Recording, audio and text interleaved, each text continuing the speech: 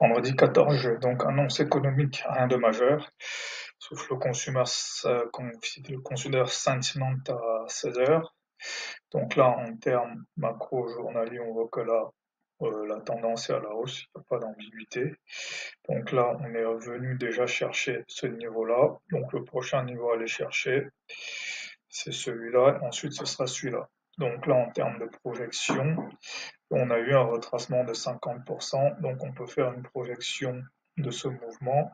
Donc on peut venir chercher cette zone-là ou cette zone-là. Après, sinon, si je fais la projection par rapport à ici, voilà, on a atteint la première zone de leg 2, comme ça aussi c'est intéressant à observer, et la seconde leg 2 serait par là. Donc là, en plus on arrive à la moitié du mois, peut-être qu'on peut avoir une espèce de transition. Donc en journalier, du moins en une heure, voilà, il n'y a pas grand-chose à dire. Dans ces phases de hausse, on n'est pas ni le biais haussier. Il n'y a pas de, il y a rien de spécial à prédire. Donc en termes de scénario, premier scénario c'est la hausse. Donc là, vu qu'il n'y a pas de niveau, on va viser les mesures de move. Donc ici, ici, ici. Sinon, il peut y avoir un range.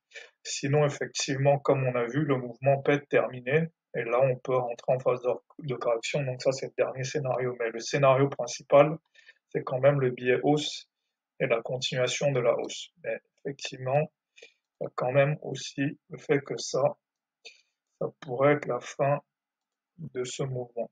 Si on projette ça de là, si on projette ça entre ici on fait la projection de ce mouvement-là, ici, effectivement, le mouvement est complété. Donc, ça va être une zone de transition intéressante.